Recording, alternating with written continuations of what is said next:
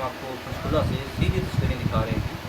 हमारे साथ मौजूद हैं स्वामी रुद्रनाथ जी महाराज, जो कि दुर्गा शक्ति संकट मोचन दरबार के संचालक हैं और कई अहम जिम्मेवारियां इनके पास मौजूद हैं। आज इनसे जो चर्चा का मुद्दा है, पीएफआई एक कट्टरवादी संगठन जो कि राष्ट्र विरोधी गतिविधियों में पाया गया और एनआईए ने एक बड़ी कार्रवाई पीएफआई पे की है। देश के अलग अलग 12 राज्यों में पीएफआई के ठिकानों पे रेड हुई और 100 से ज़्यादा ऐसे जगह रही जिन पे रेड की गई। पीएफआई के कई अधिकारी और उच्च अधिकारी भी हिरासत में ले लिए गए हैं। तो इसी गंभीर मुद्दे पे हमारे साथ मौजूद हैं स्वामी रुद्रनाथ जी महाराज। स्वामी जी, आपका स्वागत है राष्ट्रीय गंभीर न्यूज़ पे। धन्यवाद। अगर बात की जाए राष्ट्र की, देश की, धर्म की, कोई भी मुद्दा हो, सबसे पहले आप उनसे चर्चा करते हैं और जब बात राष्ट्र की आती है तो आप सबसे आगे आते हैं। पीएफआई एक कट्टरवादी संगठन, देश में कहीं पे भी दंगे हुए सबसे पहले पीएफआई का नाम आया और पीएफआई पे एक बड़ी कार्रवाई एनआईए द्वारा की गई है और जिसकी मांग काफ़ी लंबे समय से थी। तो इस मामले पे आप क्या बोलना चाहेंगे? सबसे पहले तो सभी देशवासियों को जय श्री राम। और जो जैसे कि आप बात करें पीएफआई की, पीएफआई कोई ये नॉर्मल संगठन नहीं है, आम संगठन नहीं है, एक आतंकी संगठन। आप इसी गहराई में जाओगे ना तो आपको इसका सिमी का ये न्यू वर्जन मिलेगा। सिमी को सब जानते हैं, कांग्रेस सरकार में उसको बैन कर दिया गया, आतंकी संगठन था। और मैं इसे भी आतंकी संगठन ही मान रहा हूँ। आप देखिए कि इससे जो है कितने तार जुड़े हुए हैं जो राष्ट्र हित में नहीं है, राष्ट्र के जो है अहित में है, वो सब चीज़ें जो है इससे निकल के आ रही हैं। और देश में एनआईए जगह जगह छापे मार रही है और इनके वहाँ से आतंकी लिंक मिल रहे हैं। तो ये जो हो रहा है बिल्कुल सही कर रही है सरकार। और जहाँ जहाँ नहीं हो रहा, मैं कहता हूँ वहाँ भी होना चाहिए। हर जगह की चेकिंग होनी चाहिए। राष्ट्र की बात है, देश धर्म की बात है, तो इसके लिए मैं सरकार से ये निवेदन करूँगा कि इस कार्रवाई को और तेज़ी से बढ़ाया जाए। जी, इसी के दौरान कुछ राजनीतिक बयान भी आए और कुछ बयान ऐसे रहे कि जिनमें ये कहा गया कि पीएफआई राष्ट्रवादी संगठन है और इसी के दौरान आरएसएस प्रमुख मोहन भागवत की कुछ मुस्लिम धर्मगुरुओं के साथ भी बैठक हुई। तो जब पीएफआई पे कार्रवाई हो रही है और जब भी किसी दंगे फसाद का जिक्र होता है देश में, पीएफआई का सबसे पहले नाम आता है, जिसके बावजूद कुछ ऐसे लोग हैं जो पीएफआई के हिमायती हैं।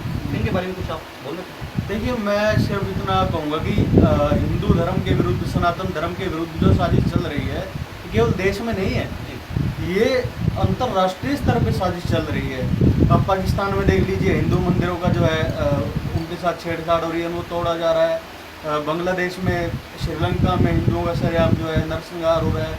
आप पश्चिम बंगाल में देख लीजिए, केरला में देख लीजिए, ब्रिटेन में हमारे जो है सनातन धर्म का ध्वज जो है उसको जलाया गया।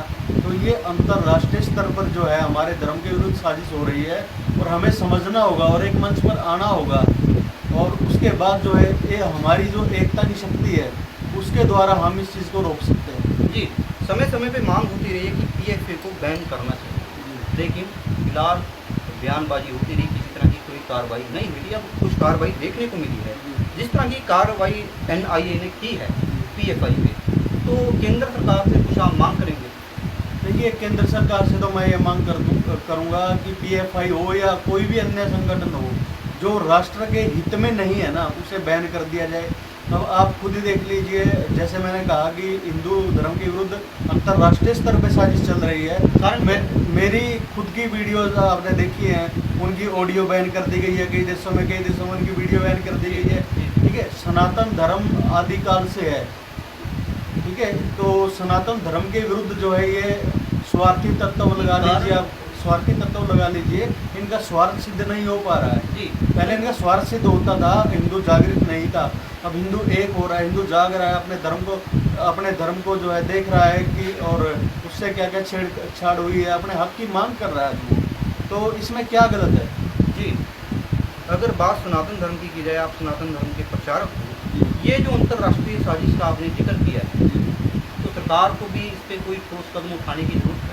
बिल्कुल ठोस कदम उठाने की जरूरत है। मैं तो कहता हूँ बिल्कुल गहराई से खाली एक संगठन में के ऊपर नहीं, जितने भी जिस पर भी डाउट है उसको जो चेक किया जाए, और चेक करने में कोई समस्या नहीं है, और अगर चरित्र में दाग नहीं है तो चेक करवाने में भी समस्या नहीं है। जी, जैसे आपने जिक्र किया है पाकिस्तान हो, बांग्लादेश हो, अफगानिस्तान हो, जहाँ पे हिंदुओं का नरसंहार हुआ है, और जब भी अगर किसी और समुदाय की बात आती है, अगर ऐसा कोई नरसंहार होता है तो सभी देश एकजुट होते हैं। लेकिन जब हिंदू धर्म की बात आती है, सनातन धर्म की बात आती है, देश दुनिया में कहीं पे भी ऐसा नरसंहार होता है तो ये हमें एकजुटता देखने को नहीं मिलती है।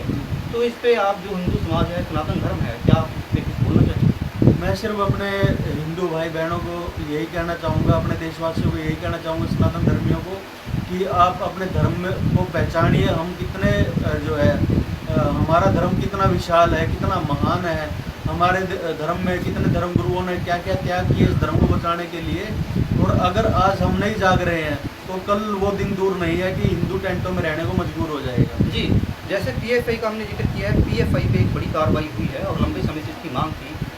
पीएफआई राष्ट्र विरोधी गतिविधियों में पाया गया, लंबे समय से इस चीज़ की मांग चल रही थी कि पीएफआई पे कार्रवाई हो। पीएफआई को लेकर आप क्या बोलना चाहेंगे? जिस तरह की मानसिकता इस संगठन की है और कहीं आतंकी ट्रेनिंग भी इस संगठन द्वारा दी जा रही थी, इसके लिए आप कुछ बोलना चाहेंगे? देखिए, ये संगठन जो है ना, छोटे बच्चों को या जो है युवावस्था में है, उनकी मानसिकता को दूषित कर रहा है। उनकी मानसिकता को दूषित करके और भारत के विरुद्ध जो है एक षड्यंत्र की तैयारी हो रही है। और आप भी जानते हैं, सब जो राष्ट्रहित में कार्य कर रहे हैं लोग, जो लोग सभी जानते हैं कि ये संगठन इस जैसे अन्य कई संगठन जो है युवाओं की सोच को दूषित कर रहे हैं और राष्ट्र के विरुद्ध उनको भड़का रहे हैं, ताकि आगामी समय में सनातन धर्म के विरुद्ध जो है इनको लड़वाया जाए, हिंदू मुस्लिम करवाया जाए। समस्या क्या है?